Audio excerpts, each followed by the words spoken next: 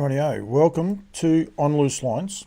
Slightly, just ever so slightly, behind time, due to the modern wonders of the technology world.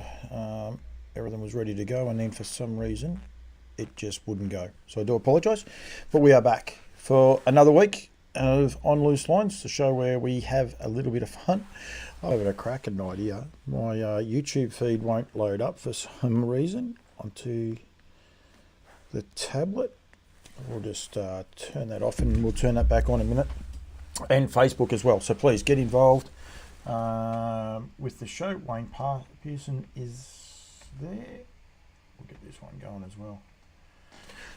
So we can get the comments in. You know how the show works. Basically, get involved, have some fun, and let's drive this show and have a bit of fun. That's what the whole idea of it is. That's what it's all about, is to promote harness racing, get some messaging across week to week, and also have a little bit of fun going forward. So that is exactly what I'm trying to do. I'm trying to just build a program where everyone can join in, become part of the community, and enjoy what we do. Got quite a few people on there. How have you found the build up to the Eureka? Now, we've already got some people on there as well.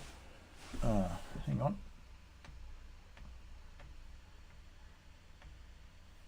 Right, that should fix that up. Timmy White, good evening to you. Philip Woods watching. Melinda Thackeray. Mary Kenny, got the right hat on for Mares.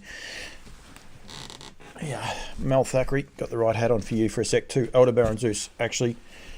Mary, you'll just have to behave yourself. Anyone wondering who Mary is, of course, Elder Baron Zeus. If you haven't been on social media today, you wouldn't have seen this, but he trotted 153, having his first look around over there in America just today.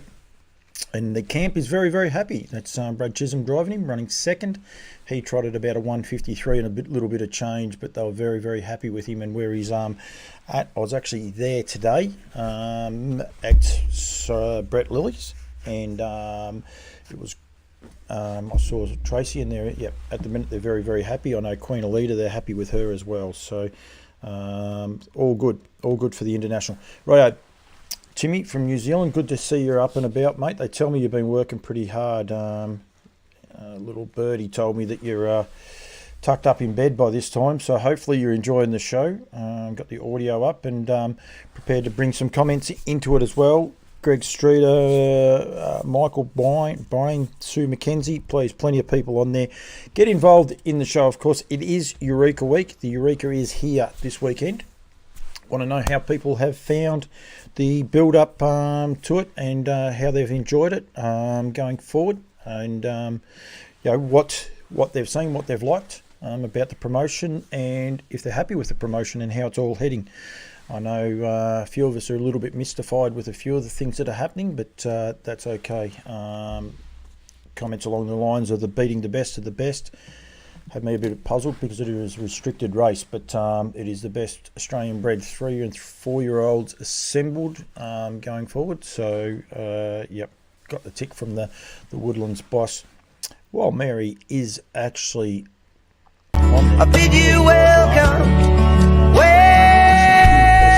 home from the side. I've still got that one on audio. Sorry about that. You would have had the music. I might get copyright. Jesus. Didn't think about that, because that is actually a good song from a guy in New Zealand. But of course, a son of Down by the Seaside, in by the Missile, actually went 147.3 last weekend, winning a heat of the Canadian, or winning the Canadian Pacing Derby. He's in Yannick Gringas's colours. He's actually getting behind the leader there now, but he ends up about 4 back the fence. But Troy goes 147 and 3, winning there, and does a terrific job. I'll get to you in a sec, Craig, but well, I got one of my sponsors and do a great job for me, Woodlands, Mary Kenny, on there watching. I want to make sure people are aware of the job that Down by the Seaside is doing, and some of the superstars he's actually letting rip here. By the Missile, still 4th there, but you'll see him in a second when Yannick Gringard lets him go, and super exciting. Greg Gangle, I'm friends with him, and he said it was just super impressive, and the job Seaside's doing down there in America is just Outstanding. We've got a few comments on the Eureka, and that's what I want to do. Get for people's feedback. You can see here by the missile launching now, getting into second as I say it right now, going past that blue light, which looked pretty cool. And he just wins running away. So super exciting horse. Of course, the final or the Canadian Pacing Derby is on this weekend. I'm presuming they have other heats. Maybe someone can actually tell me that. Those lights on the inside look outstanding. Got the blue lights on the inside of the towers. There's a way of getting it to go there. Mel Thackeray, you're welcome. But by the missile, just wins running away, and he is a super exciting horse. This horse, a son of Down by the Seaside. Everything's happening here as we go, and he is doing an awesome job there. And as you see, beating a pretty comprehensive, winning very comprehensively, and beating a very high class field in 47. Rightio. Keep your comments coming for that. I'm actually going to do this. I'm going to get a special guest on, someone that wasn't planned because he wouldn't answer my phone calls earlier, but hopefully he does. And hello, James. We are live, mate. So I just thought I'd better give you that heads up just before. Very hard man to get on the phone today, mate. Are you a bit popular, are you? No, just not much phone service between Maryborough and Ballarat, going through the bush a bit, and and I had a bit of company with Alex Ashwood, so you can imagine there was a few stories being told there. It would have been a good conversation to be a part of, mate. You'd love to be a fly on the wall. It could have been a little bit of fun. James, congratulations. I've got the brilliant picture that Harness Racing Victoria put up. I reckon Mum would be pretty proud of that one. It'll go up on the wall for sure. 1,000 winners as a driver, 23 years of age. Congratulations, firstly, mate. A great effort. Thank you very much, mate. Thank you. It's a bit scary, actually, yeah. It's a big number. It is a big number. I was thinking today when I saw that, I didn't see it last night. I saw it today, and I was like, it must have been before COVID, but I thought it was around that COVID time that you drove your first 100 winners. But it obviously had to be before COVID. And then now to get to a figure like that in the space of 3 or 4 years is just amazing, isn't it? Yeah. There was a memory on Facebook come up today that I drove my 500th winner 2 years ago today. So, in the scheme of things, it's a big couple of years. So, it just comes down to opportunity, and that's always something that I've been, had a plentiful sort of in the way of opportunities, with nice horses and just numbers of horses. A lot of small trainers and. The opportunities have always been there for me. And things are really starting to move now. I remember I was fortunate enough to be working at Melton when you drove your first Group 1 winner, and I think that was a big tick off the bucket list. Was 1,000 winners something that you were aiming at, or is it just something that you're happy that's just come around? Oh, look, I'm just more than happy just driving winners. It's my job, and it's why we do what we do. But sort of winning the premiership last year and sitting on the number I was on, I was like, I want to get there, and that's the next thing to get off the list, and so we've worked sort of pretty hard towards that, we've got there probably sooner with what I thought I was going to. Yeah, no, I think it's a great effort. Bay of Biscay, very exciting horse. That he's got plenty of gears, plenty of great attributes. It must be great to want to have brought up that win with him, but then also the win of him and heading towards the Sire Stakes also must be a good fillet. And getting involved with the Emma Stewart camp also must be just terrific for a young man at the minute. Yeah, absolutely. Very fortunate. I was off the back of Pitty's bad luck that I jumped on the horse. He unfortunately got tipped out in the race before, and failed a concussion. He failed a concussion test, didn't he? Yeah. So he couldn't fulfill the drive. So I jumped on, and he was good enough on the night. He was green, but there was a lot of raw ability there, and he's working through it now. He's learning more as he goes, and I couldn't ask any more of him as a racehorse, so far. is he as exciting to drive as what he is, like what he to watch him? I was for Bendigo that night to the heats of the Nutrien, and watching both he and the big boss going to the line. What was it, 26-1 or something? You smoked up the straight in, and it was great just to be there trackside and just watch those two horses going side by side, and just the sheer exhilaration of the speed. Yeah, absolutely. You know, he's a very high speed horse, and he can sustain it for quite a way. You know, unfortunately, in the Nutrien finally got beat, but you know the draw was really against him, and you know he still ran same last mile as the winner. You know, he's off the fence and 3 wide, looking to the chair. So, you know, he's it was a massive run in his own right, even though he got beat. So, you know, it was mathematically impossible for him, unfortunately. But you know, full credit to the big boss and Nathan. You know, they were just too good. It was a sterling drive by Nathan's. I don't think anyone could take anything away from any of the other horses. Nathan just backed the horse that he had underneath him, and it was terrific. It was actually a great night of racing as far as a lot of those things on that night, because Nathan basically had the same thing done to him only 2 races earlier. So it was, you know, just super exciting. But unfortunately for yourself, you came off the losing edge. But as you said, the barrier draw wasn't that kind to him. How does the rest of the size line up for you, mate? How have you got, like it's a race at the minute, the Vic Breds. How are you going with drives and that going forward?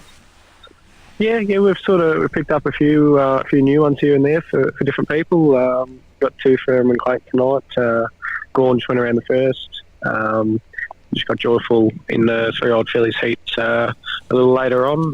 You know, she's a nice filly, and she's done a good job through the 3-year-old metro races that have been at Melton and thereabouts. And you know, she's probably gone the worst of the 2 in that heat, but you know, she's a nice filly in her own right. So I'm sure she'll be getting through to the semis, and yeah, what happens from there? Well, that's all happen to go. That's another Alabar horse owned by Cam Brown, isn't it? That horse, I think.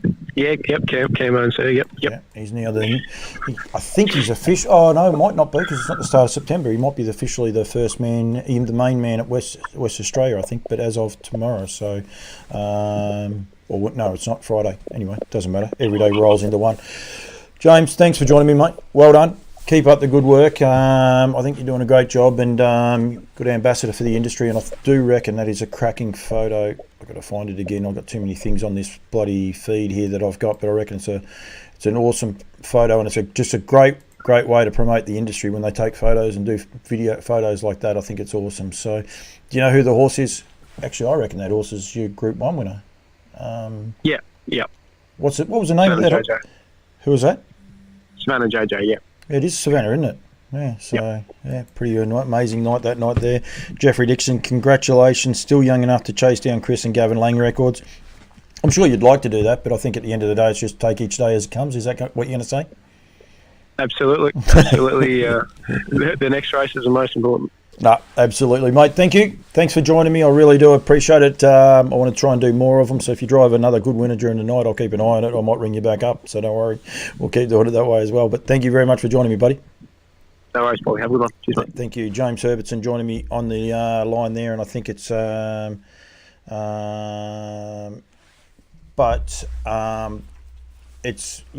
it's pretty awesome. So...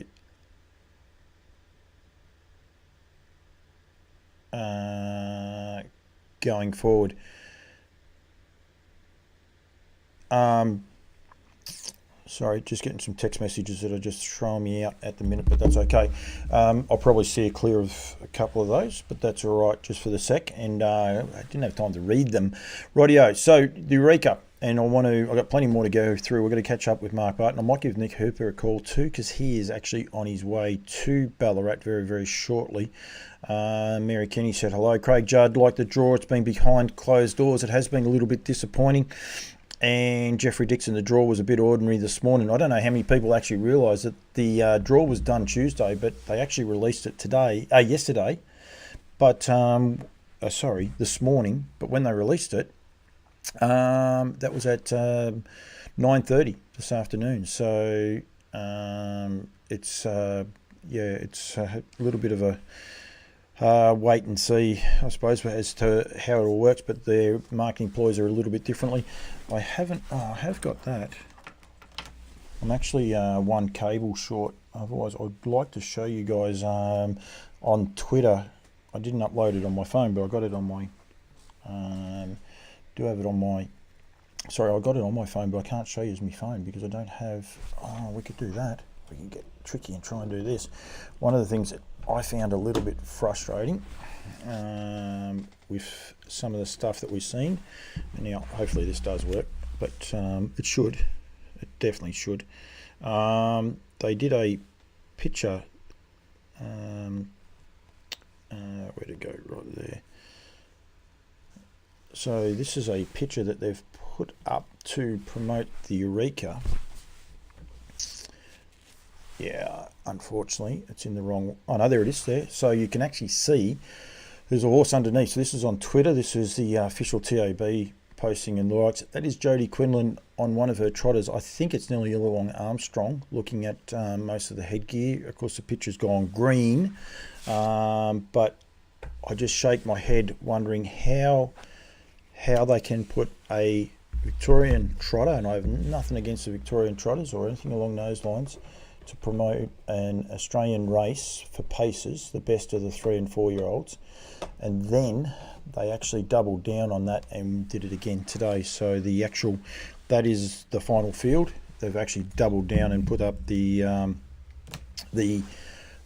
whole lot of it. There was a big ploy, a big lot was said about each of the individual slot holders will promote in their own unique way. I don't think anyone can question what teams have done. I think their job has been outstanding. The TAB have done a little bit, especially around the Lost Storm just recently. Aaron Bain, Summit Bloodstock, they got on the front foot, I suppose you could say, initially. Tas Racing, I haven't seen a lot of Tas Racing, and that's one of the questions there about the Magician.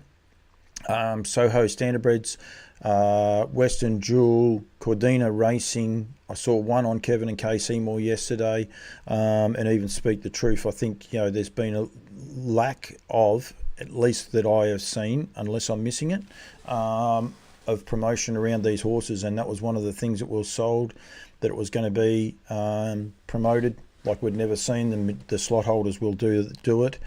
And it might be all good and well. They might be about to ramp it up, but the bird's flown because the race is on this weekend, and a lot of people are going or not going, and it's going to be very, very interesting. Hopefully it works. The industry needs it, but yeah, one of the other little oddities that has come up is that it's been advertised as the first $2.1 million race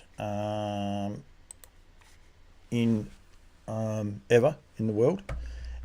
And sorry, I'm going to have to get rid of that for the second.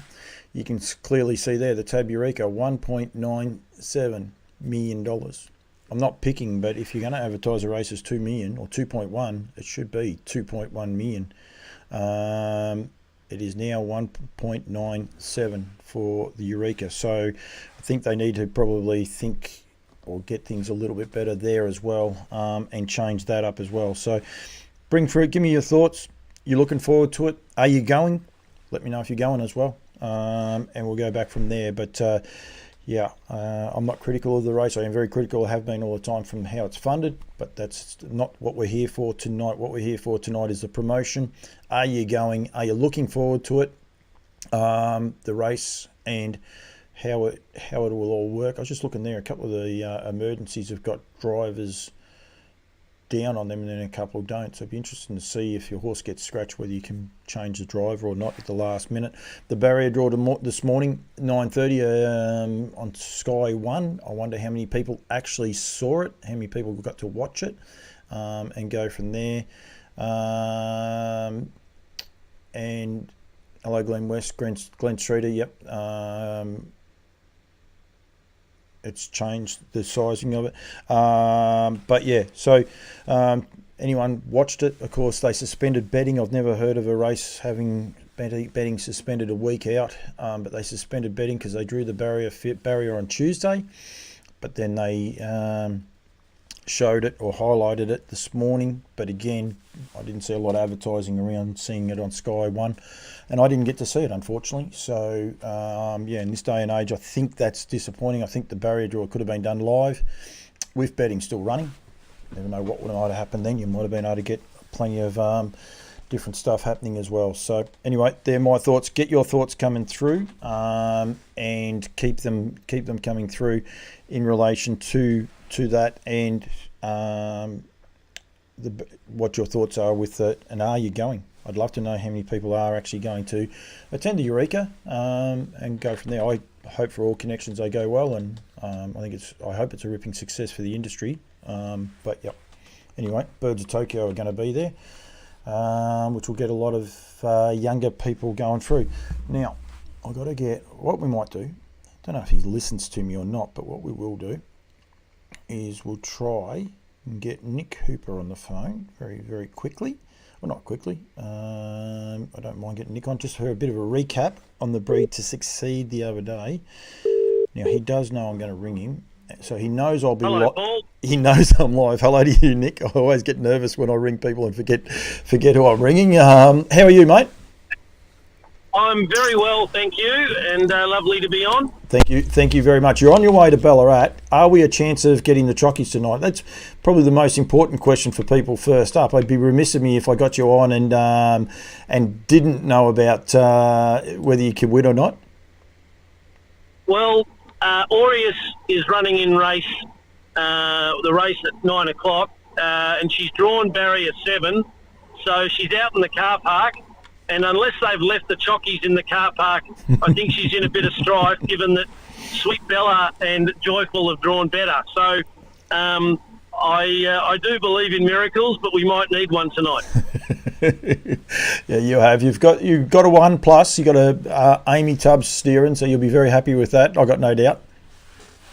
Yes, Amy has a long history with Aureus, working now for her sister Jess, but when Amy was training in her own right, she trained Aureus's recently departed mother, Saliqua, and so there's a lovely connection there that goes back a number of years, and so hopefully, Amy can perform a minor miracle or two and get Aureus certainly in the top 6. That's what we're aiming for tonight, so that we can find our way into the semi-finals. Yep, absolutely, and that's what it's about. But they're good. They're great fields, Nick. Even the 4-year-olds going around tomorrow at Shepparton, like put your HBV president's hat on. You must be wrapped with the fields and what the size of them and the quality of horses that are attending them.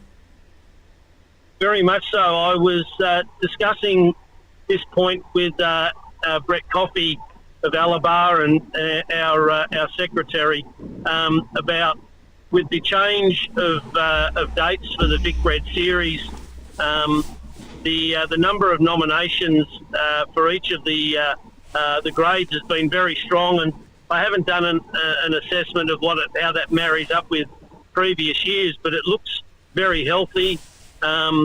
And I was looking at the nominations for the 2 and 3-year-old trotters, who will race at Maryborough on Monday, because I'll have Darcy's Fireball in the 3-year-old Colts and Geldings. And there looks as though Maryborough, I think, will probably host 11 races on Monday. So some very healthy nominations on the trotting side too.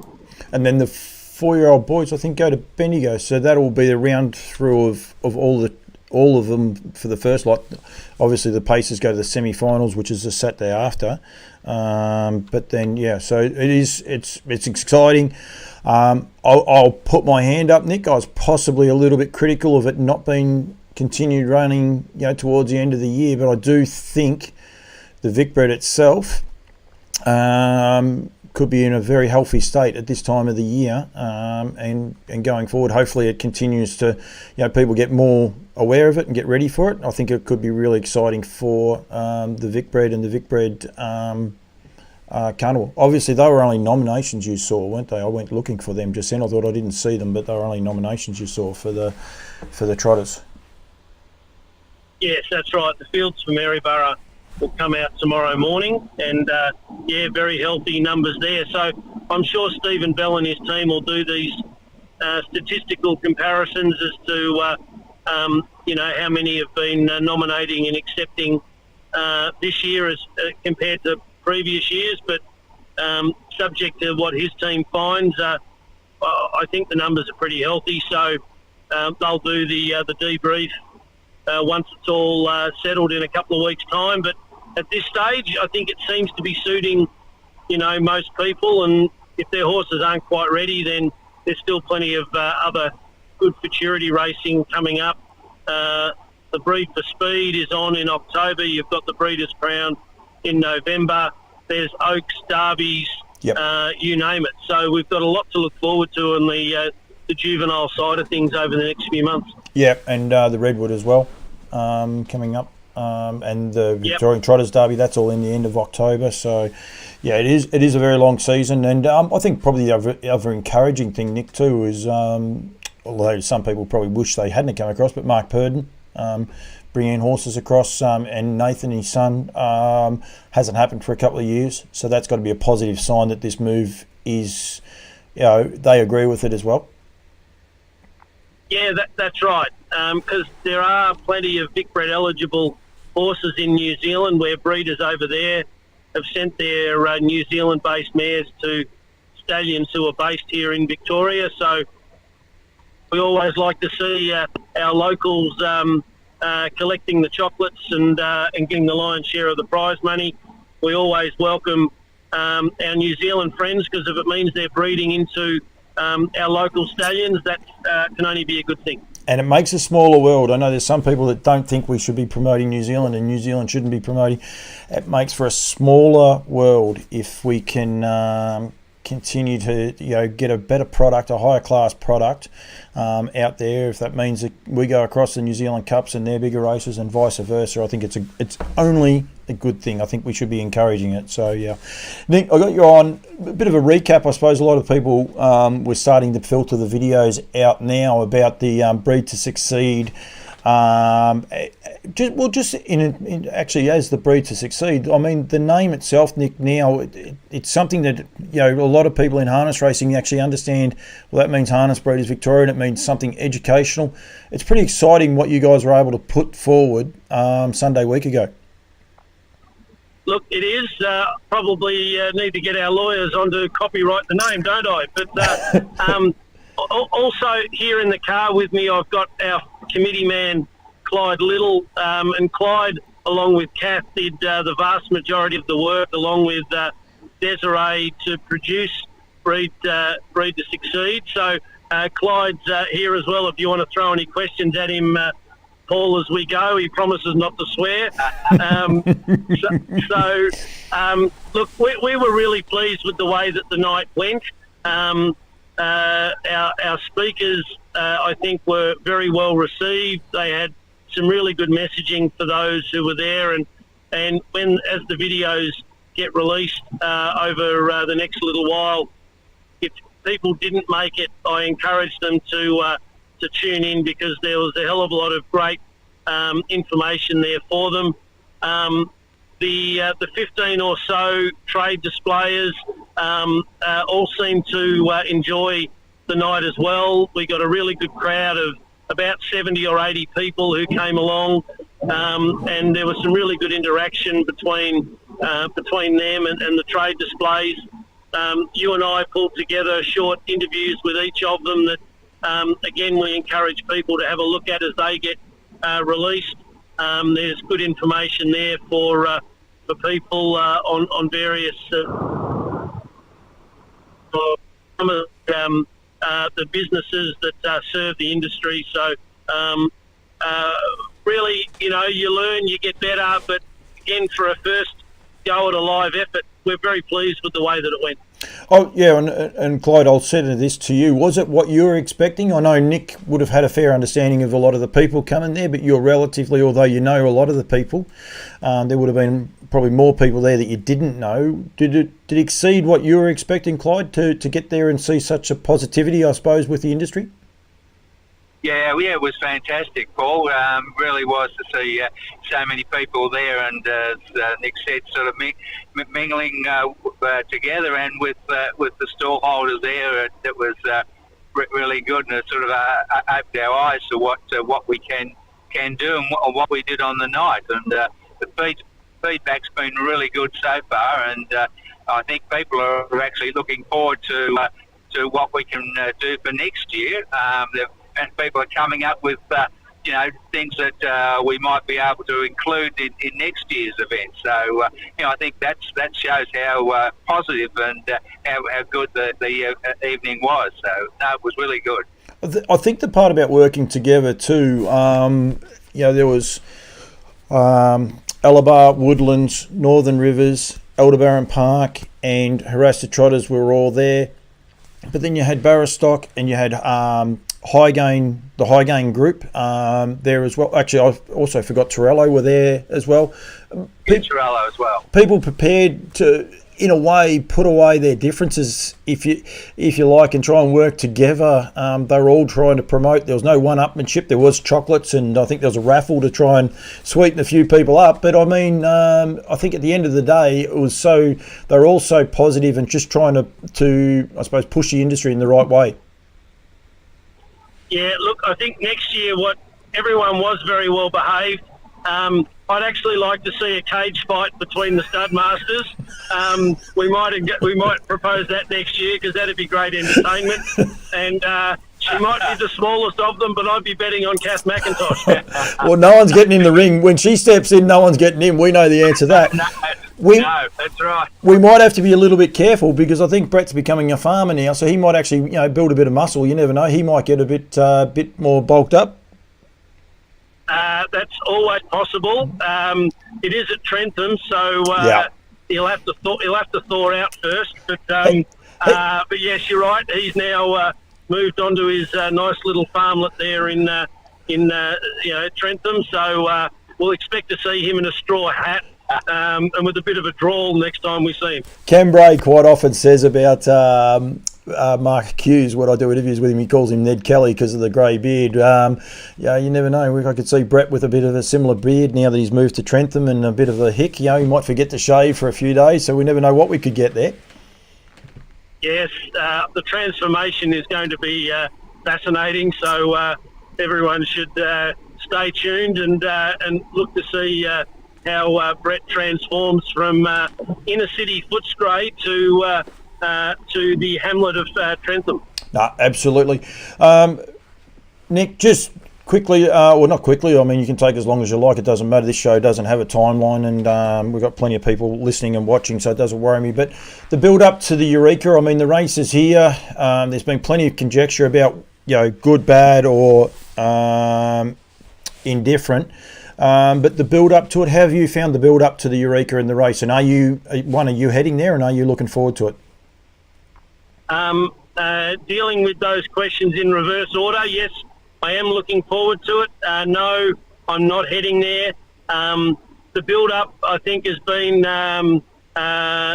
quite good. I think we're all finding our way with the first time. I'd be interested to get a Sydney-sider's view of the build-up and whether being up there has made it any different to down here in Victoria. The fact that there's plenty of Victorian and, importantly, Vic-bred horses that are going to compete in the race has given us all some local flavour to get behind. So I think it'll be good. I mean, without getting too political, obviously, we weren't thrilled with the manner in which a part of it was funded through breeders, the breeders' levy, but putting that to one side, I've been on the record as saying that I love the fact that they've had a crack at something. I love the fact that we've got something different. I'm going to be really interested to see how the rest of it plays out. But I wish everyone all the best, and there's going to be some big checks handed out very shortly. Yeah, and it's a pretty good night of racing too. I think that is one thing that's possibly been forgotten. The rest of the card, it's got $100,000 races. The Len Smith Mile, the time-honoured Len Smith Mile, nowhere near the Miracle Mile time, but anyway, it's there, and it's always been a classy race. So it's a pretty good night of racing.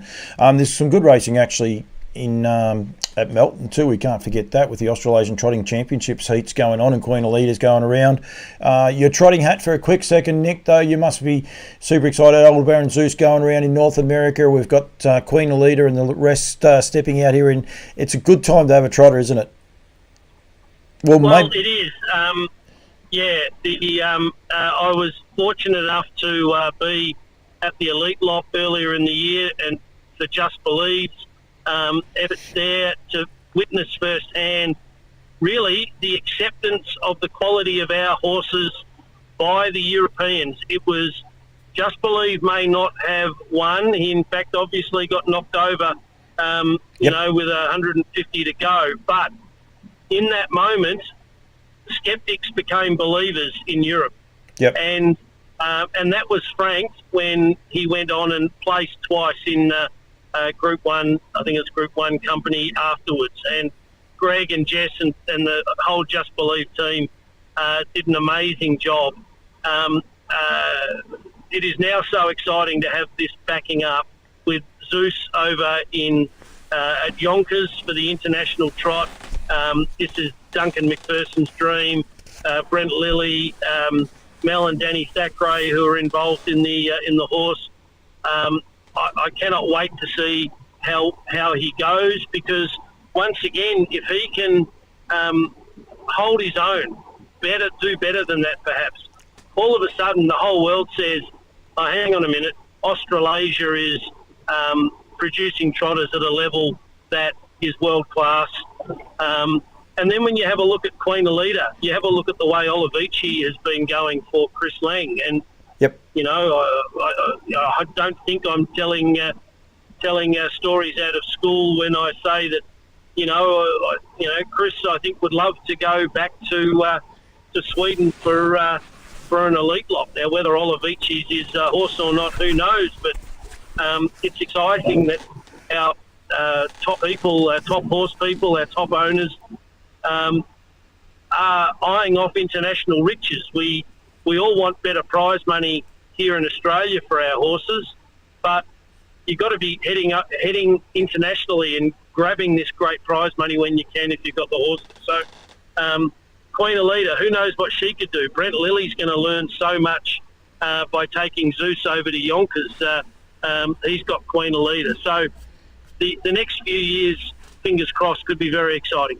I'll put the Harasta Trotters hat on too. I believe I'm Ready Jet. There's some talk of her heading across there. Exciting mare going to Europe. And I also heard that Queen Elida, they're serious about going to the Elite Lot if they can get an invite. So you never know. We might have, two. Geez, it'd be nice to have two in the 1 year over there, but that might be a pie in the sky. But you never know. It could be super exciting. I'm just going to put the Elder Baron Zeus hat back on. You haven't got one of these, Nick, I don't think, have you? As a connoisseur of hats, you haven't got the new Duncan Elder Baron Zeus hat?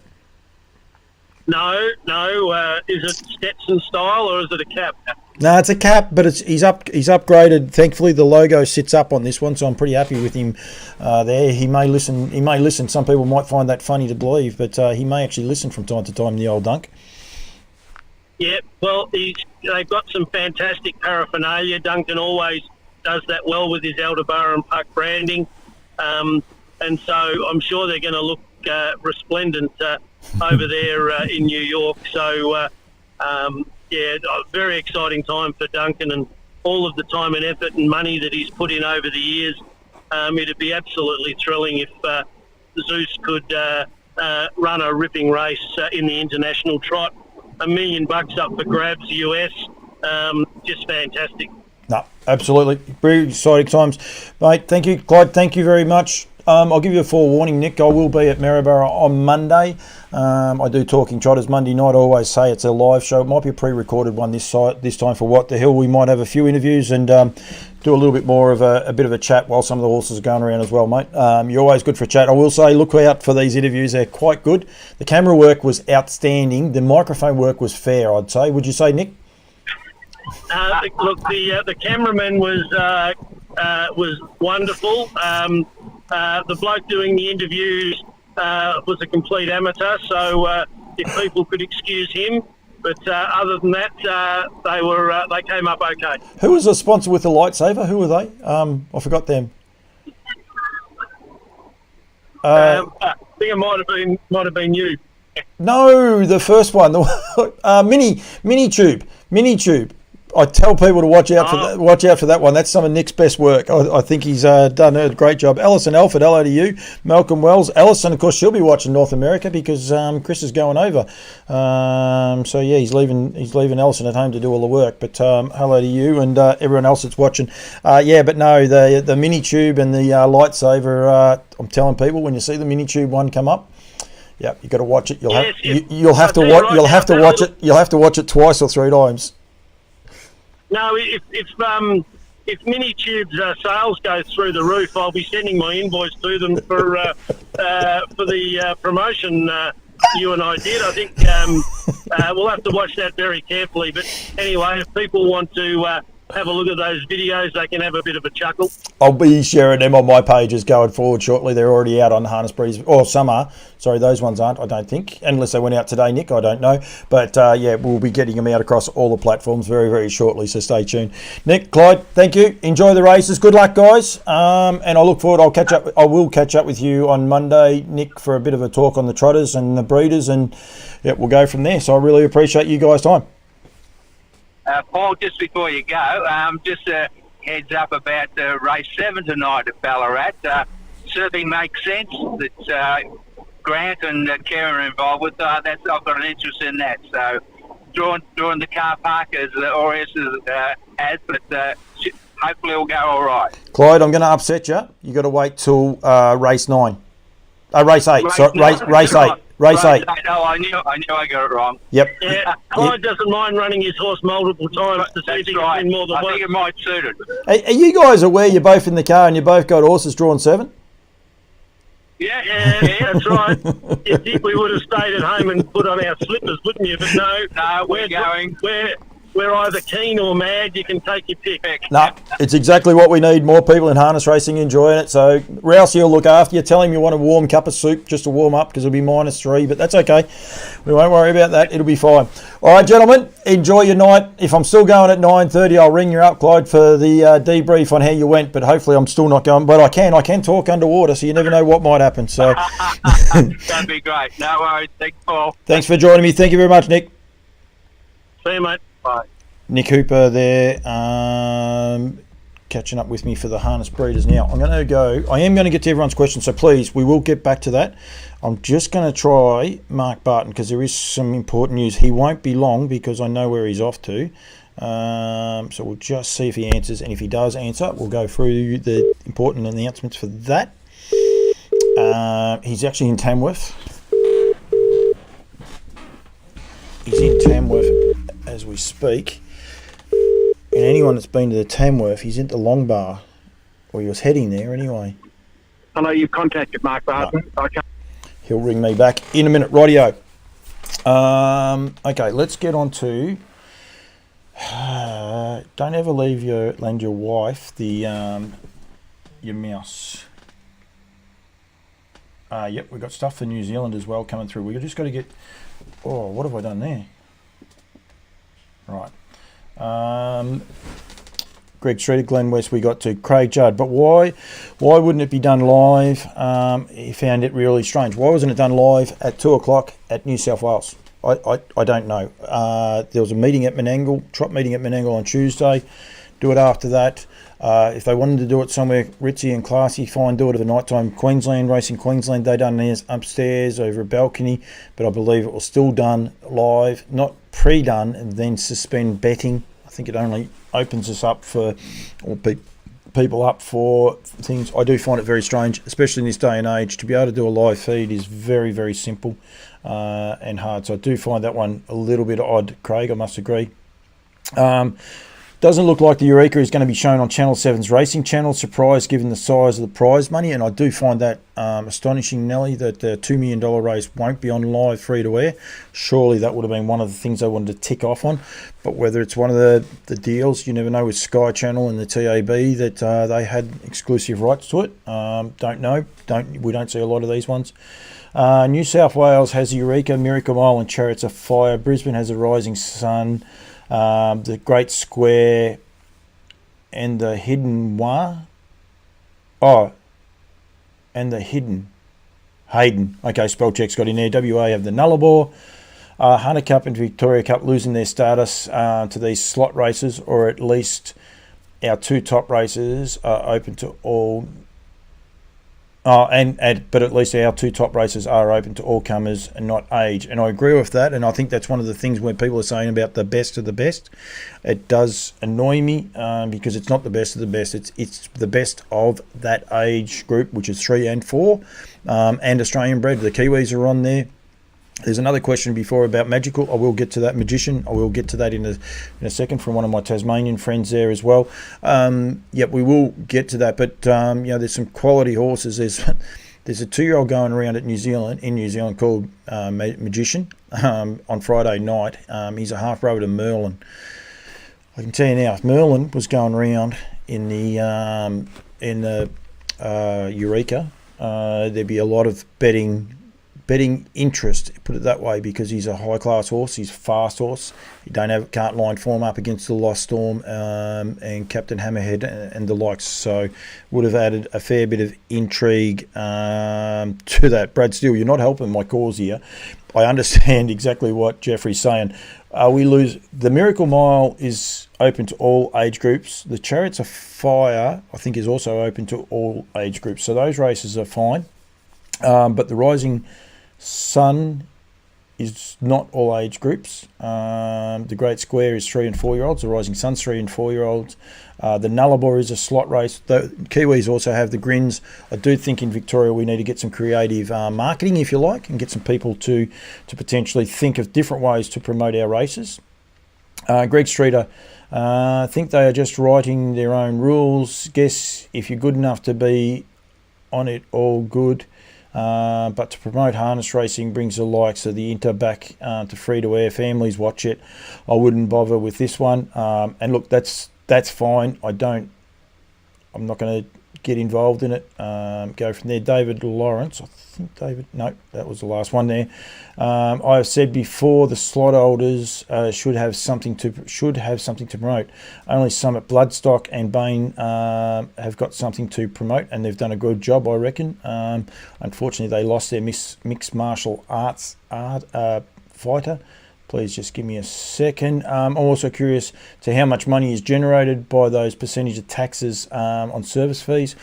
Hearing some worrying things about these taxes and levies too, so hopefully it's not right. Do we need to be in the Harness Racing Australian Council? Can Victoria go on its own? No, Joe, we can't in any way. We need to be. The industry is not big enough to go on its own in any way. Anyone that thinks that, I'm sorry. We need to embrace it. We shouldn't be a Harness Racing Australia. We should be Harness Racing Southern Hemisphere and promote both codes, both sides of the ditch.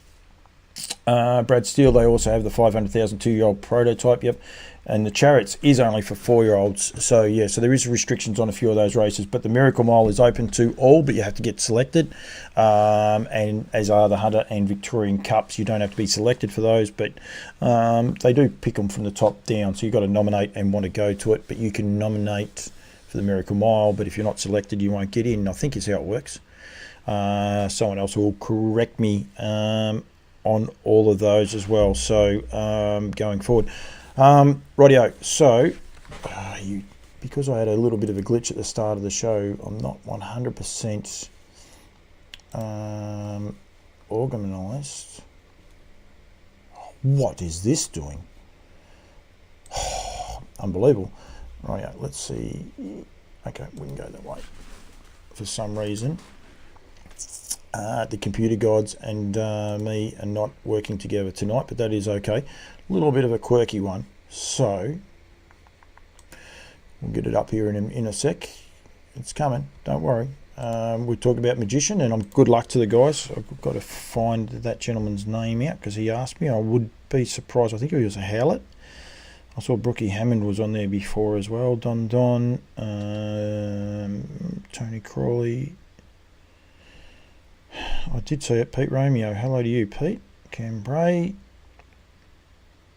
Bryce Dunham. This was one of those ones. It would be pretty quirky to see it actually happen, but this one here, I think it is. This is on Friday night. in New Zealand. This is a cracking 2-year-old. There's a few first starters. Major hot for Nathan Purdon. Mark and Nathan Purdon is a quality horse. Arden's Memory's got a really nice tone to it. Unfortunately, the Stuyvesants lost one of their sons, or their son, a couple of years ago, and this horse is obviously Arden's Memory, named after him, so good luck to those guys. But number 9, the Magician in New Zealand for Carter Dalgety and his mum and dad Chrissy and Cran and Nick Loader. Hello to you, Nick. I imagine you're related to Wayne. Magician spelled exactly the same way. He's actually a half, as I said there before. He's a half brother to Merlin, so he's very, very well bred. But yeah, so I don't know how Magician will go in the field on Saturday night. I hope for connections he goes better than OK. He was the winner of the Bow Tide, of course. And he just trying to see where he drew. He drew 7, but with these emergencies, he's going to come out of 5, so can be a little bit tricky to get out of that barrier there and just see how he goes. But I hope he goes good. I mean, it has opened up a little bit with some of the barrier draws, I feel, for Jared Altrin and Scotty Whitten and the crew, my ultimate Ronnie, because that's a bit of a tricky draw for him, so does make it a little bit interesting. Just, I still got the on the phone anyway, but that doesn't matter, so we'll leave that on for a sec. Just going to hopefully get Mark Barton on the phone. Keep your comments coming in. Hello, mate. How are you? Yeah, good. How you going? Very, very well. Mark Barton, of course, joins me on Loose Lines now. Bardo, firstly, how is Tamworth, mate? Tamworth's wet now, mate. We're having a thunderstorm, so it's actually it's all right. But we've had a little bit of wet weather. We're going to cook at the truck tonight. We'll come out to the pub rather than try and brave the elements. So I'm just getting away from noise. I did say that's where you were, and I did actually see that Brett Welsh tuned in. So I thought, well, you're probably walking across there at the same time with Welshie, and he's probably checking out who you're talking to or what you're doing, mate. Entries closed tomorrow for the next year's sales. We want to make sure that people can get on top of, be aware of that, I suppose, is the best thing for a start. Yeah, absolutely. Look, it's funny, even though we've been open 5-6 weeks, but the entries are rolling in the last sort of 48 hours, mate. So it's we knew a lot of what we were expecting to come into the catalogue, but it's even since you and I spoke there the other day, it's we're seeing a lot of entries come in, which is on track with what we thought number-wise. There'll be a lot more manageable numbers than what we had last year. I'd expect Melbourne still sitting on track for around that 180, I would expect, and Sydney around 150, and Brisbane probably around 70, I would say. And Bathurst will still lay open a bit longer, but we'd hope we get up around the 100 horses there as well. No, absolutely. So the sales dates for the yearling sales, you said there before about Brisbane, and the guys in Brisbane have been advertising. I've seen a lot of stuff put out the last day or two. There's sales on the 11th of February at Brisbane, Sydney on the 10th of March, Bathurst will be the 24th of March, and then Melbourne will be the 14th. Now, they are all single days. Obviously, that will be probably your preferred way of selling, and there'll be lead-up days to that. But there is the potential that there could be double days on those. Yeah, look, at this stage, mate, single days. It'd only be if we got too many horses for a one-day sale, Melbourne, we'd split it. And if that was the case, we would still have a Friday evening session, which would be alphabetical. I think our letter is X in Melbourne this year, so we'd probably just take your first 60 or 80 horses and sell through that afternoon, evening. And then we parade Saturday, races Saturday night, which will be $1.25 million for the graduates that go through in our third series. And then we'd sell Sunday again. So it's exciting when you see some of the horses coming in. And, I know you talked about some of the trotters and, the relevance to this year's races and this year's sale result. It's interesting. I know talking to Shannon Nixon only the other day, but he's going to have the half to last year's top sell. Is the Carlos Pixel colt by Better Delight will actually go to Sydney. So he'll be sending his horses to Sydney this year. Yep, very good. So they're in the sale. We said before there's a full to cover of Darkness. Gypsy Flair for Durham Park. There's a half to that horse there. Of course, Neville and Louise Pangrazio been having a great run. They've got a half to Prince of Rock by Pastor Stephen, and then there's also Valdente by Bold Eagle. I think there's only about 6 or 7 of those bred this year, so huge opportunities to get some real blue bloods in there. In the catalogue, the paces are pretty similar too, like relations to Luxa Turner and the likes going through as well, mate. Yeah, well, the full brother to Luxa Turner is going to be there, mate, that's really exciting. I can tell you now, mate, the half to leap to fame is going to be in the Melbourne catalogue too. So, wow, that's an American ideal filly going to be down there in Melbourne, and Carla Phelps have bred some lovely horses, and mate, it's a privilege to have those sort of horses to come through the ranks, and I can't wait to see that horse again, just to see where it's up to. But they said a really lovely filly, and they are. It's good timing to offer those horses. They do sell them, and a lot of their horses have gone on and done well. I'll put 2 hats on there. I'll put my Woodlands hat back on too, because he's by American Ideal. So go from there. Craig Judd, Better's Delight, half to Centenario and Tough Tilly. Is as a colt. Where's that one going, Juddy? Queensland? Sydney or Melbourne? I wonder where that's going to. So, but because Tough Tilly, she must be going round. I don't know when the 4-year-olds are on, but anyway, she won't be. Oh, tomorrow night. Tomorrow she's racing tomorrow at Shepparton. Yep. Oh no, she's not. She's a 5-year-old anyway. I'll stop while I'm ahead. Victoria. So that one's going to Victoria. So there's going to be a huge draft. There's going to be plenty of other horses on offer, Bardo, and we just want to make sure that people know that entries do close tomorrow. I've had Gemma's phone number up while you and I have been talking. Your phone number's up there now as well. Yep. If people have any issues, any worries at all, just give both of you guys a call, and you'll be on the front foot. I was talking to Gemma earlier on today, and she said it's been busy because people are just trying to get it all sorted out. We want to make sure that they're in the right sale, and everything's how they want it.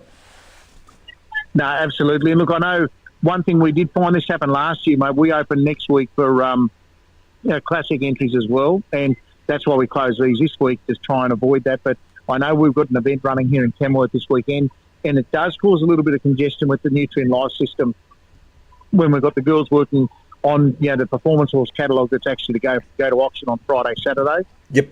So if you have any dramas, talk to Gemma.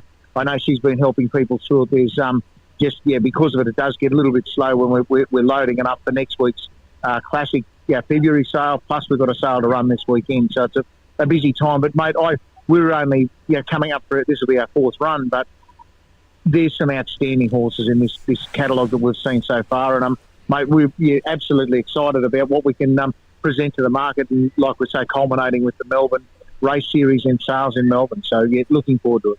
Yep, absolutely. But I've been talking about the Eureka and that tonight as well, but only been in the sale game for a short time, but to have Captain Hammerhead in there and going to be wearing Singo's colours, it's a good story for your small sales company.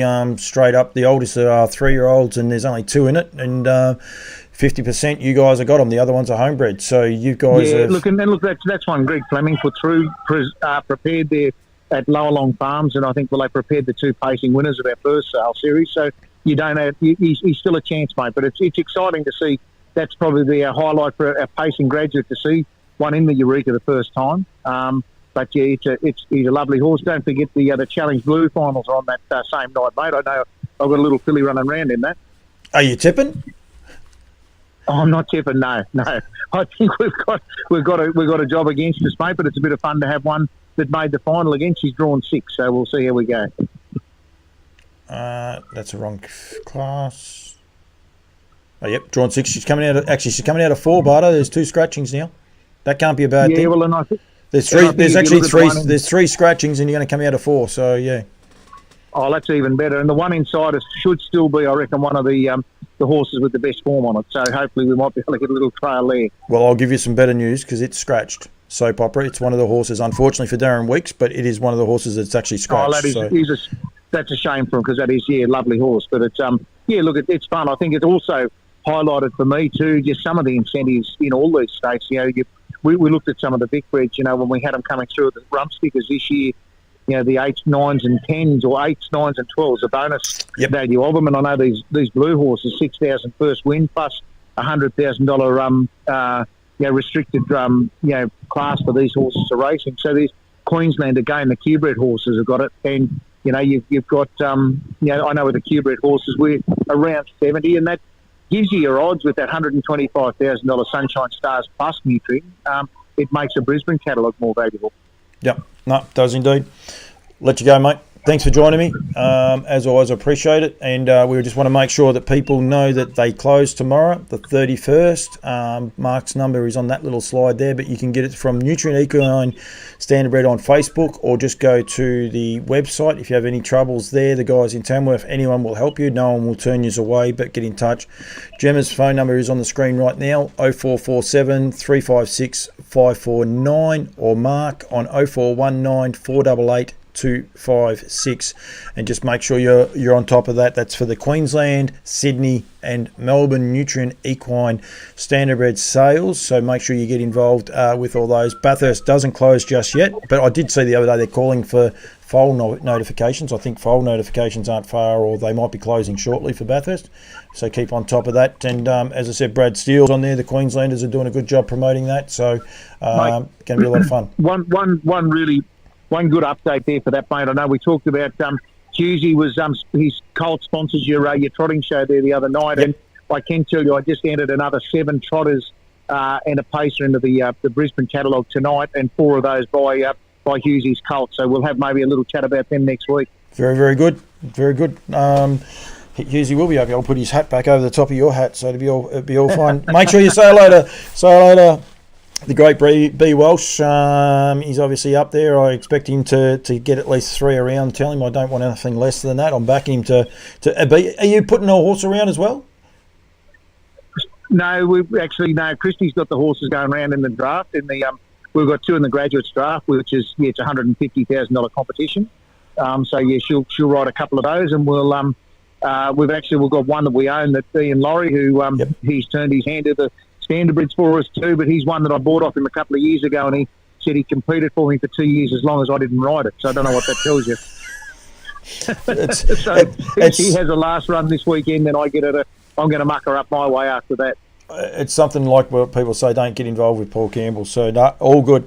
All right, mate. Thank you very much. And, as I said, don't forget, though, that if the sales close, they actually close tomorrow, Thursday, the 31st of August. So don't forget, and make sure you get all your entries in. If you have any issues, get in touch with Mark and Gemma. You should be able to find their numbers, or go to nutrienequine.com.au. Thanks, Barto. Thank you very much. Appreciate and enjoy the thunderstorm weather, mate. No, we will do, mate. We'll go and order a feed. The lamb's good in Tamworth and should be cheap by the price of lamb this week, so we'll see how we go. Steely said you're having a T-bone. You're not a T-bone man. I actually know the answer to that. You're not a T-bone man, so we won't worry about that. So it's all good. I am going to go the lamb cutlets up here. The Thomas Foods have the local plant here, so you actually do get a pretty good lamb up here. Yeah, you sound like the Kiwis. But anyway, all right, mate, be in touch. Good on you, mate. Thank you. Mark Barton now. Live from Tamworth. Got rid of the wrong sign. Need that one there gone.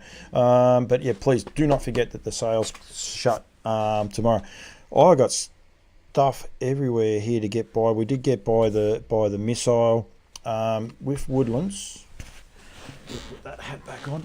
Never know, Craig Judd. I might even ring Craig Judd in a sec. We'll get through a couple of these other things here.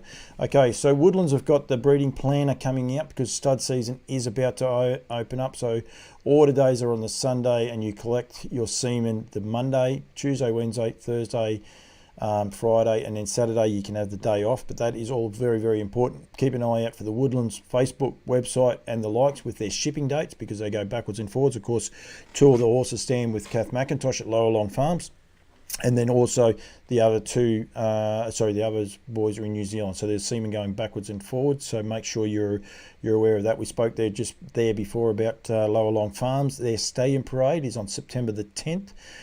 They're calling for reservations. Again, it's free entry, no different to Breed to Succeed, so don't miss out. It is free entry. You just need numbers for catering, so please make sure you get in touch with the team at nrequine.com.au. I'll go with, I hope it is, yeah, it's NR Equine anyway. I'm pretty sure it's .com.au. Grant or Kath, if you guys are watching, go from there. too many hats. I don't know where they all are. Right, the team at Harass the Trotters, we've got some stuff coming up. I'll put this one up here first. Their stallion roster has been finalised, with EL Titan on a streak standing at New South Wales, with in conjunction with Cobbity Farms. They've got Classic Connection going up to Somerset Farms. You can't see the hat because I've got the slide over the top. Used to me in Victoria, always ready in Victoria, and on Solitaire in New Zealand. Of course, he is doing a terrific job on Solitaire as well. Better put that back up. I can't remember all these. Eureka D, of course, a new horse from America. These are the frozen options. Love You, Orlando Vici, Back of the Neck, Crazy How, Tomoko, Bold Eagle, and Bird Parker. Get in touch with the guys at harasstotrotters.com.au, and of course EL Titan by Muscle Hill out of Courtney Hall, proven sire, successful and value. 20 starts, 7 wins, already leaving winners in America. He's left quite a few winners in America. Standing at Cobbity Farm this year for $3,500. You've always got to say thank you very much to my sponsors in Barrostock. Right. If Craig Judd's watching, I'll get you on in just a sec, Juddy. We'll talk about a few things. Okay, this I should have spoke about before everyone else. So the month of September is known for being the awareness for prostate cancer, and I've got 2 things to get involved with. So the long run, .org.au. Type in the longrun.org.au and you'll be able to get involved with the long run. I am going to run again. I ran last year. I've got to run 72 Ks for the month. I can tell you I'm about 5 to 10 kilos overweight already, so you can go in there and you can find me. You can donate to myself if you want. If you want to give me a challenge, because you can ride it as well. If you want to throw out a bike riding challenge as well, happy to do that, to really set a task. I'd love for some people to get behind me and get sponsoring me. There's no problems there as all. Well, but if you would like to get involved in this, as I said, go to the long run, then go to long trot. So Harness Racing Victoria have got a page set up where people can run or donate, or run and donate, and get involved, or even just keep an eye on how people are going. You've got to sign up and go from there. So that is the longrun.org.au. Go to the longrun.org.au, and that is for prostate cancer awareness. And I've got a couple of things for the Kiwis, but this is amazing what the New Zealanders are doing over here. So they've got 12 drivers. Will all be wearing the blue pants for the month of September. Blair Orange, Zach Butcher, Matty Williamson, Johnny Cox. I reckon Johnny's the best name for Blue September. Todd Mitchell, Nathan Williamson, Corbin Newman, Dylan Ferguson, Robbie Close, Mark Earl, Matty White, and Rory McKillock. One of the great interviews you can get, Rory, that's for sure. Each of those drivers will be raising money, so that's to help fund research into better diagnosis and treatment, improve healthcare and services for men with prostate cancer, provide support for men and their families living with prostate cancer, and help the campaign to raise awareness for prostate cancer and the importance of getting regular checks. And that's the one thing, get a regular check. People, like I'm 51 actually, but yeah, go and get checked. Make sure you keep getting checked, and go from there. Some of the drivers, so what happens is Harness Racing New Zealand will donate $100 every win. Each of the racetracks that they compete at will also donate $100 every time these guys win. Have a look at those names. They'll win a lot of races through September. Then they get individual sponsors, and going through that. And Robbie Close it was.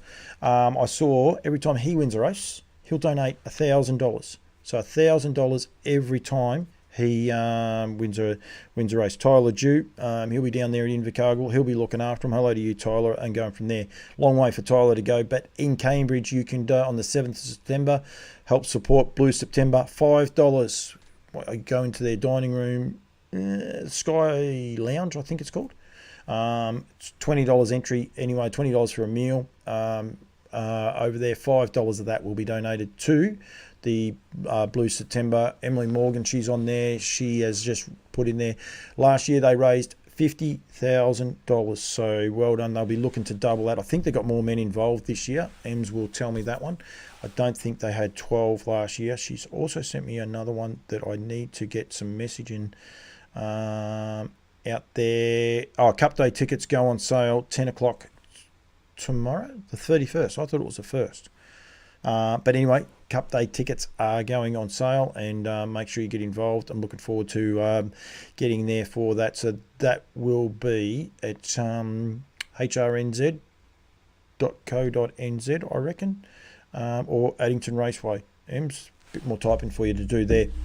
A couple other little news for the Kiwis. Nate Delaney knocked up his first winner as a trainer, so well done to Nate. He's 36 wins as a driver, and then now he has got his first win as a trainer. He hasn't had a lot of starts.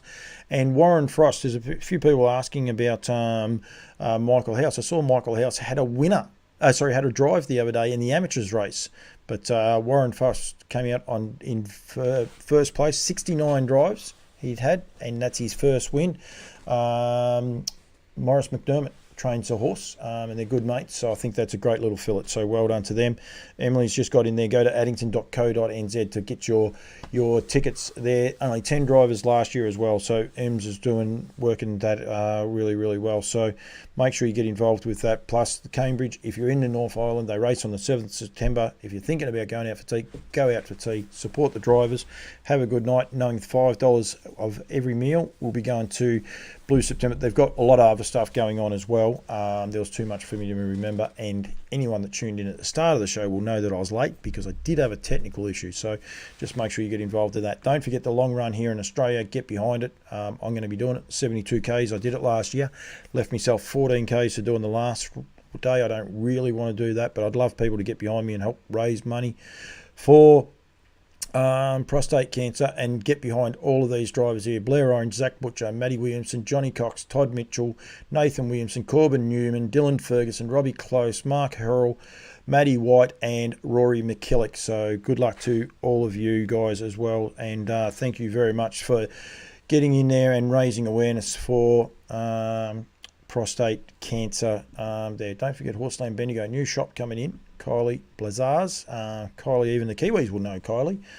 She was previously Wallace, and also the safety specialist. Daz, and give Daz a call on 0400 309 902 for all your hats and caps. I haven't got any other ones here, but yeah, make sure you get in touch with him. We've even got the McGrath Foundation jacket on. I definitely got caught out today. I wasn't happy with the end of it. Let's see if Jody answers. We'll give Craig Jody a ring. Don't forget to keep getting involved with your thoughts on the build-up to the Great Southern Star and the likes. We'll just see. Craig. Hello, mate. I am live. I just thought I'd tell you that, so make sure you are live. You've been active tonight, and one thing I can do, I can get any person on that I want. So I thought, well, we'll change it up a bit. We'll get Juddy on. I had Michael House on last week. I'm sure you'll be a bit more refrained than what Housey will. But firstly, welcome to On Loose Lines, mate. Yes, thank you very much, Paul. I was sitting here with the girls watching Mamma Mia, so you've really ruined my night. What is Mamma Mia? Mamma Mia? Oh, come on. When you got 3 daughters, that's all you watch. I've got one, so I've got no idea, but that's okay. That's fine, mate. I believe you. I'll leave you. I believe you. You've saved me. You've got me out of it. I've watched it a dozen times, but anyway, Morgs wanted to watch it again, so here we are. Just with the Nutrien sale closing tomorrow, we'll talk about the Eureka in a sec. But just actually, I want to talk about a couple of your horses too, because you've had a good couple of days. You had a winner yesterday as well. But how are your numbers looking? For both race sales series, both sales. Sorry. At this point, mate, I think we're going to have about 22 or 3 in Melbourne and something similar in Sydney this year. So we probably might end up with a couple for Bathurst, but we haven't sort of got that far yet. But yeah, at this point, there's about 48, I think, on the list. 48 going in. Is that the norm? That seems a little bit high. Is that? Yeah, it's slightly higher than last year, but there might be 1 or 2 there that clients might decide to keep. So we haven't sort of really knuckled down on it yet, but I would imagine that we should have that sort of comfortable 20, 22, 23 at each sale. Yeah, it's interesting. There's a comment actually there before about whether we can incorporate it or not, and combining the stud book. I don't think we have to combine the stud book, but it's I do think we need to embrace the Kiwis. I just looked at one of our Vicbred heats there, race number 3, Juddy, and it's been won by 2 horses with the NZ prefix afterwards, which is sort of good and bad. There's two sides to that, but it's something we haven't seen over here for a few years. So I think that's a really encouraging thing about moving the Vicbred. I think it's at a pretty good time slot here by the looks. Yeah, well, there's just a beautiful draft of stallions down there now, isn't it? So, yep. Yes. No. It's quite difficult this year. Actually, there's quite a few new stallions, and just trying to do the research and pick them out. And we're fortunate enough; we've got enough mares here that we can share them about. But I was really pleased to see your thoughts on Down by the Seaside, because we've gone in fairly hard with Down by the Seaside. We really like him, so fingers crossed. I know the Americans are hugely keen on him. I think By the Missile has, he's opened up a lot of people's eyes to how good a horse he actually is and what he did. What did he go? 47.3, ease down. It was just pretty impressive. He put a good field of horses to the sword, and he did a very, very good job. Just going through the results, you did get a winner last night, I think, did you not? Maybe not. Yeah. No, you did. Vague Beauty, yeah. Vague Beauty, yeah, the Beauty Secret. So we were fortunate enough to be able to buy her as a weanling. Yep. And yes, she's been we sort of had her up early with them, and they just, not that they weren't happy with her, but she just wasn't mature enough. So we just threw her out, give her a really good spell, and she's had 2 starts and 2 wins now. So I think, she seems to have an above average amount of ability, I think. So she's a stunning filly, though. Like, she was just the most gorgeous weanling you've ever seen. Yep. You getting your own colours around too, which makes it a little bit easier for me, I must say. Yeah, and Tilly won Saturday night again for us, which was huge. You know, she went over 600,000, and all our friends who were involved with her through the EB research partnership were all involved and all up and about again. So that was great. How many of them get to the track, Juddy? Do you know? If she runs at Melton, they get a handful sort of tend to get out there. So she's got a couple of fanatical supporters. They absolutely love her. So, but that's probably not far off coming to an end.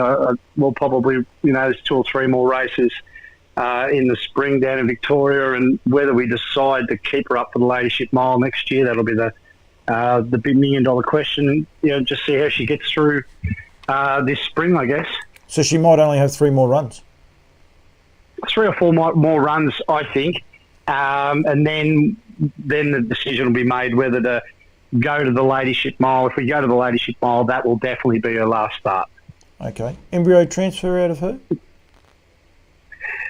No. Well, that is a possibility. If she gets through, you've obviously got to be able to get through these 3 races through in Victoria in the spring, and then hopefully if she cycled enough and then had enough time to get back into work for the Ladyship Mile, we might visit that option, and then straight after the Ladyship Mile, she would have at least 6 months to let down before we bred her naturally the following year. Yeah, with the it's interesting times how you can do those sort of things now too. So she's a good mare. She just keeps coming. She keeps coming back and back. So which is awesome for you guys. Yeah, look, it's just, everyone knows the story. Most people have followed her journey, and it's just been a lot of fun. We gave away 25% to the charity, and, they've managed to sort of make well over 100,000 for the charity through her earnings. And, it's just been great. We've been able to introduce a few new owners and the like. So, another one of her in a couple of years would be magnificent. I bet it would be. Right, mate, the Eureka, the Eureka and a few little head scratches. Firstly, of course, Catch a Wave, bred by you guys. You must have been one rapt to see him back in the winner's circle, although he wasn't bad first up either. But you must be rapt to have a high-class horse like him actually in the field, and effectively you've got 2 in the field, although one one of those is an emergency. It's interesting they put him down as first emergency. I was just looking at the field there, naturally gifted, but he's one of the emergencies anyway. From a breeding point of view, you must be wrapped in that.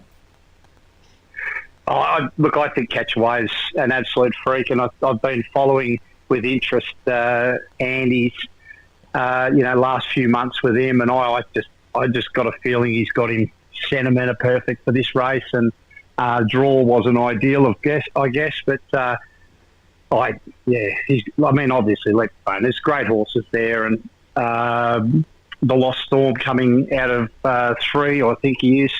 He's another horse that I think could really sort of show some cheek, but I don't know. I got a really good feeling about Catchaway. So yeah, we're lucky, Paul. We got the mother of the Lost Storm at the farm. We bred naturally gifted, so we're obviously hoping he would make it. We bred Catchaway. Captain Ravishing come off the New South Wales farm and was sold with Sloys through the New South Wales sales, and he's a son of a gun. Was Tony and Pam Caniglio. He was born and bred at Victoria. So we've actually got 4 horses that went through our processes, and 3 of those, when I say processes, born and raised, and 3 of those 4 were sold at the sales. So it's good advertising. AC Whitby, I just was looking up the progeny. I just saw you've got an Art Major filly, and it's been bred by Ben Stud Standardbreds, mate. So, that's a new acquisition to the breeding ranks? Yes, mate. Yeah. We've been able to get hold of a couple of nice mares through Justin Baker and the crew in the last couple of years. So, pretty exciting to have a filly that's a half to the Lost Storm, who looks to be an exceptional animal. Yeah, definitely. That would be very, very exciting. Do you sell that one? Throw you under the bus straight away? What do you wait? Well, look, to be honest, I've got to get back down there to Vic, and most likely, to be honest, I think most likely she'll be staying home. But I'll go down in the next 3 or 4 weeks, and we'll sit down and decide. Yeah.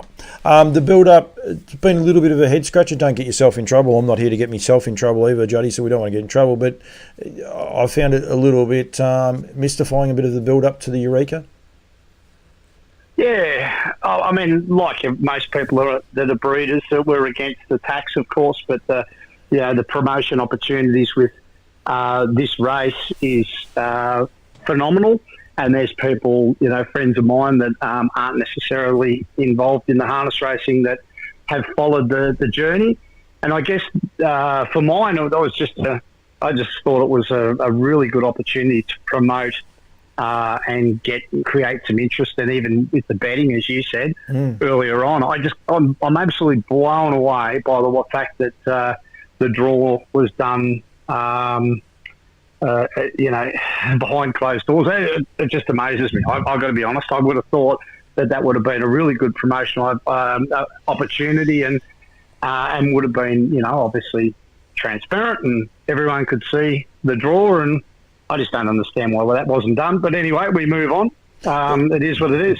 But the head scratcher on that was to suspend betting as well. I mean, I'm not that smart, but it just seems odd that they would suspend betting within 7 days of a major race. That I would have thought that's when you want someone, if they want to bet at I don't know how many people bet at 6 o'clock on a Tuesday night for a Saturday night race, but if there is someone that wants to do it, you want to be able to let them do it, don't you? I think anyway. So yeah, I would have thought so. I don't know. I just thought it was a really great marketing opportunity missed, and it just doesn't. It didn't make sense to me. Anyway, I might be barking up the wrong tree, but it just didn't make any sense to me at all. So anyway, move on from that one, Paulie, before I get myself in trouble. Are you going to the Eureka? No. Very good. That's okay. Not a worry at all. That's it. All right, mate. Thank you for joining me. I'm not going to get you in trouble. I don't want to get myself in trouble, so we will both go down the same path. That's all it is. Well, I have a tendency of doing that, but no, thank you very much for the call. It was you've dragged me away from, as I said, Mamma Mia. So if you get an opportunity to watch it, Paulie. I wouldn't rush into it. But I've got to go back to the lounge room and act like I'm interested. So, all right. Thank you, mate. Good luck. Let me go. Good luck on Saturday. Buddy. Good luck on Saturday night. And we'll catch up shortly. Thanks, Juddy. Thank you, mate. See you later. Craig Judd there, and he's going through that. I never watched Mamma Mia, so I don't actually know what that is. But anyway, Granty Forrest is on there watching, and that. Cody Charles, this was one that I wanted to highlight a little bit earlier, but KTC Bloodstock, he won the sprint race at I forgot the name of the race now, but $85,000 to the winner. He's a harness racing breeder, but he's a fair greyhound trainer as well, and upset win there. We had Daniel on last week on the Wednesday, and then that was run on the Saturday night. But KTC Bloodstock, I was going to get codes on the show. I'm glad I didn't, because we've had plenty going on, but he was pretty chuffed to get the jockeys. Wanted to try and catch up with him before the race to promote what they were doing out there, but that didn't happen as well. So don't forget the guys at Woodlands. There's your stallion roster there for the team at Woodlands, and you heard there Craig Judd saying he's pretty keen on down by the seaside as well at $11,000 here in Australia, $10,000 for the Kiwis, and of course Harasta Trotters, two of my major sponsors. That is their book there. They don't have their prices next to them, but EL Titan, I can tell you, is $3,500 plus GST. Will be standing in at Cobbity Farm in conjunction with On a Streak, going from there. And plus they've also got Call Me the Breeze coming in. Hopefully, Anton hasn't got back to me, but hopefully get to hear do some stuff with Anton going very, very shortly, going forward shortly as well. So some pretty exciting stuff. That's about it for the show. Big show. Hour and 10, hour and 15. Really appreciate it. Really appreciate everyone's feedback. Appreciate what people are saying, whether they will or won't be watching it. I think everyone will be watching it. How many people are going to go? Hopefully they get a good turnout, because the industry needs it. Hopefully they can sort something out with Channel 7 as well and get it put back onto Channel 7 would be awesome as well. James Herbertson was on the show. We had Mark Barton, Craig Judd, Nick Hooper, plenty of guests going forward. I intend to get plenty more guests going forward as well. I want to continue to grow it, get people tuned in and having a little bit of fun as well. So really appreciate it. Thanks to my New Zealand friends. As I said, New Zealand Cup tickets are going on sales. I caught up with name just escapes me, Kango's trainer, Anna Donnelly. Today that interview will go up tomorrow, but great to have Anna over here. But she is heading back for the Addington Cup, the New Zealand Cup, not the Addington Cup, the New Zealand Cup.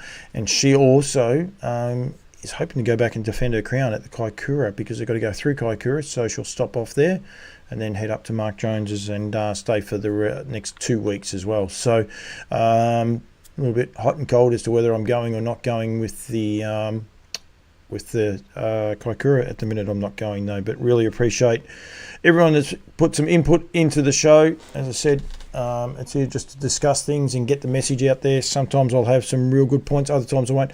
Next week, if I do, at the minute I'll be going live Wednesday. Football teams, get involved with your footy teams. Let's get into the finals spirit and have a little bit of fun. We might talk some of the big winners and that through the Vic Breds, and of course the Cobbity Equine Breeders Blue Challenge is on as well. So there's plenty there going on as well.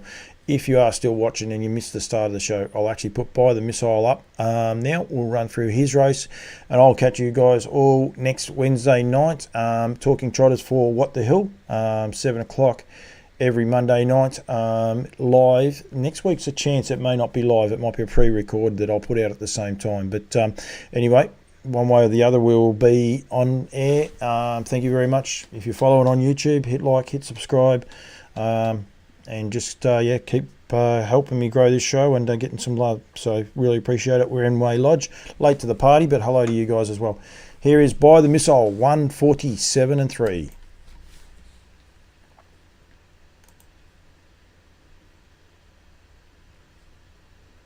The Missile gets away in fourth in front of Were We Vital in fifth. From the rail, Red Right Hand going back to Forever Boy, and your early Canadian, what you call it? Pacing Derby elimination. At the inside, which way to the beach? In the center, Alleywag Hanover. When's the final for that? Sunburn Drury wants to head towards the top, and they are rolling. 25-3 was the opening split. Mama Sunburn looking to get around Alleywag Hanover. I obviously had to kill the audio there because unfortunately I didn't realise that other audio should have come in over the top was me talking. So that was coming through my podcaster. So I do apologise for that, but you can see him here going 147. He's actually sitting fourth at the minute. Which way to the beach? I'm not sure if that's down by the seaside or a sun beach, possibly a sun beach with a name like that, but you can see down by the Missile 25-3 first quarter. Could work out that 28 the next quarter, which is pretty impressive. He's done another 28 again. It's actually a 27-9 that quarter there, and he gets home here in 26-1, and then you can see Yannick Ringas just sitting back against him. So does an awesome job by the Missile. Next Saturday that will be live. Go to Mohawk, follow the boys at Mohawk Raceway. Thanks very much for watching, and really do appreciate everyone's feedback by the Missile. 147-3.